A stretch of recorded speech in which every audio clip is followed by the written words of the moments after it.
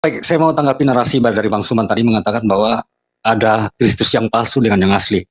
Ya. Dia mengatakan bahwa yang asli itu adalah yang datang kepada Bani Israel. Baik, kemudian dia mengatakan yang palsu itu adalah yang mati dan di atas kayu salib dan bangkit pada hari yang ketiga dan yang menemui Paulus. Baik. Kalau kita by narasi yang liar saya tanpa data, Bang, itu orang akan menertawakan. Jadi alangkah baiknya Bang Suma menampilkan data di mana mengatakan bahwa Yesus ada Kristus palsu dan yang asli. Silakan Bang Suma. Oke, baik. Saya ambil dari Al-Quran. A'udzubillahi minasyaitonirrajim. Wa ma qatalu wa ma salabu walakin syubbiha lahum. Mereka tidak membunuh Nabi Isa, melainkan yang mereka lihat adalah seakan-akan yang mereka bunuh adalah Nabi Isa. Berarti ada pembunuhan, ada penyaliban, tapi bukan Nabi Isa yang dibunuh. Petrus berkhotbah di dalam Kisah Para Rasul 2 nomor 29, nomor 30, 31, 32, 33. Apa khotbah Petrus? Daud adalah nabi dan makamnya masih ada di tengah-tengah kita. Dia Nabi Daud telah bernubuat seorang Mesias akan dibangkitkan bagi Bani Israel.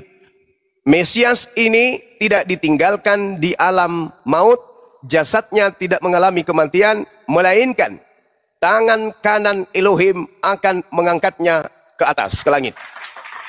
Saya ambil dari Bible, tadi dari Al-Quran, sekarang dari Bible. Tolong penuhi keinginan saya, yaitu ingin berdialog dengan saudara Kristen yang menggunakan akal logika. Dengarkan dalilnya. Matius 24, kalau ada Bible silakan dibuka. Kita baca satu halaman. Baik, saya buka Bang. Oke, baik. Ketika orang Yahudi dalam hal ini murid Yesus datang kepada Yesus, berkata kepada Yesus di data nomor 3-nya, Guru, apa tanda kedatanganmu? Guru, apa tanda kedatanganmu dan apa tanda kesudahan dunia ini?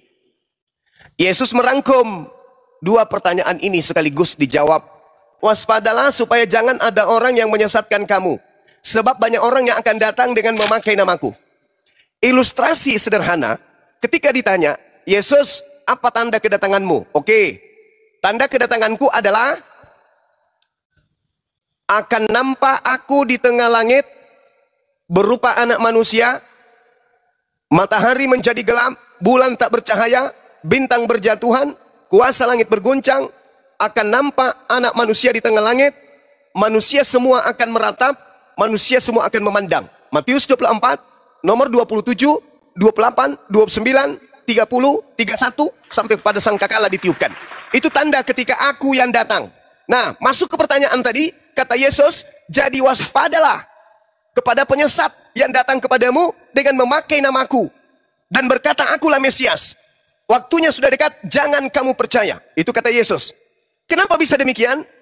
Yesus sebutkan di data 23. Jadi apabila ada orang berkata, ada Yesus di sini, ada Yesus di sana, jangan kamu percaya, sebab Yesus palsu dan nabi-nabi palsu akan muncul. Mereka akan mengadakan tanda-tanda yang dahsyat dan mujizat-mujizat, sekiranya mungkin mereka menyesatkan orang-orang pilihan. Camkanlah, aku telah mengatakannya terlebih dahulu kepadamu. Jadi apabila ada orang berkata kepadamu, lihat ada Yesus di padang gurun, jangan kamu pergi ke situ. Atau lihat ada Yesus di dalam bilik, jangan kamu percaya.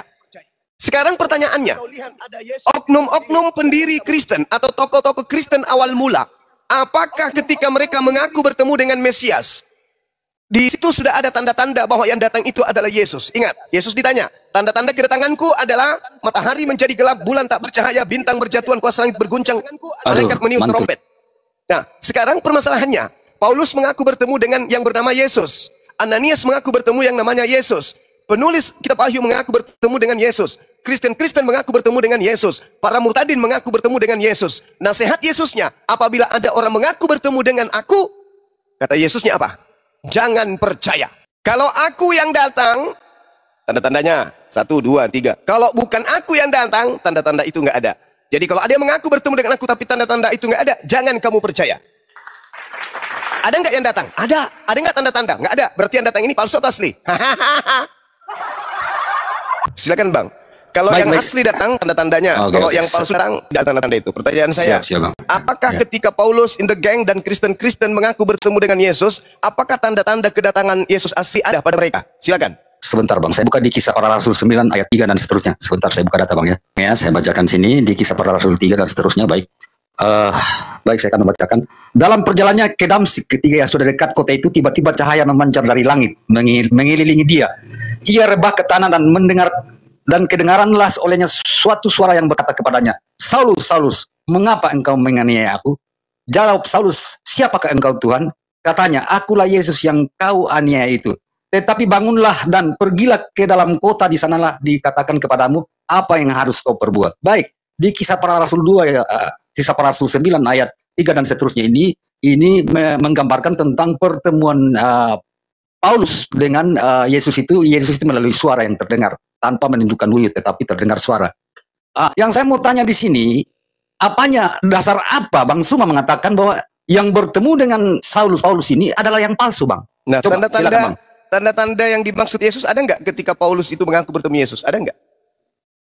Tanda-tanda apanya Bang? Maksudnya tanda-tanda bagaimana? Nah, kan Yesus ditanya sama muridnya, apa tanda kedatanganmu? Tanda kedatanganku adalah? Maksudnya bagaimana nih Bang Suma pertanyaannya? Lah kan Yesus ditanya di Matius 24 di Bukit Zaitun.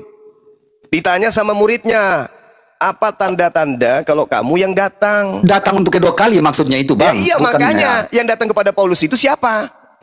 Ini datang, kalau dia datang kedua kali Abang Kusuma, dia akan datang yang datang kepada Paulus itu siapa? Dengan menampakkan diri dengan penuh kemuliaan Bang. Sedangkan di sini tidak ada yang menampakkan diri Bang. Coba ini cuma Anda suaranya, baca 1 Korintus 9 nomor 1. Yesus menampakkan diri kepada Paulus. Sebentar kita bahas ini dulu Bang, karena di sini tidak ada Yesus menampakkan diri secara nyata. Berarti bukan Yesus aja. Berarti palsu itu.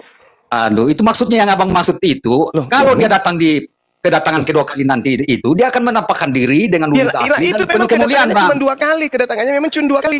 Makanya kalau ada orang yang mengaku bertemu dengan aku, itu bukan aku. Tetapi tidak memiliki tanda-tanda itu bukan aku. Jangan kau percaya. Justru karena Paulus mengaku bertemu dengan Yesus, tapi tidak ada tanda-tanda itu, Yesus mengatakan jangan kamu percaya. Coba Anda baca nomor 23. Jadi apabila ada orang berkata kepada kamu, lihat ada Mesias, sebab Mesias palsu dan nabi-nabi palsu akan datang melakukan banyak tanda mukjizat, tanda yang dahsyat dan mukjizat sekiranya mungkin menyesatkan orang-orang pilihan. Nah, ketika Paulus mengaku bertemu Yesus di padang gurun, apa nasihat Yesusnya? Percaya atau jangan percaya? Waktu datang di padang gurun, jangan percaya. Percaya atau jangan percaya? Jangan percaya. Jangan percaya. Makanya Yahudi tidak percaya Paulus. Yang percaya kepada Paulus Romawi kan? Ada orang Romawi ketika di Bukit Zaitun, ketika Yesus menasihati orang-orang. Ada nggak orang Romawi di situ? Nggak ada. Maka yang tidak percaya kepada Paulus adalah mereka yang mendengarkan nasihat Yesus. Orang Romawi tidak mendengarkan, karena orang Romawi bukan pengikut Yesus. Maka ketika Paulus berkoar-koar kepada Roma, hei orang Romawi, ya paman, aku bertemu dengan Tuhan kita Yesus loh. Masa? Di mana? Ketika aku ke Damsyik loh. Wow, apakah luar biasa? Iya, begini. Akhirnya Roma percaya kepada Paulus, dijadikanlah dia rasul. Ajarannya Katolik, lahirlah kalian Kristen.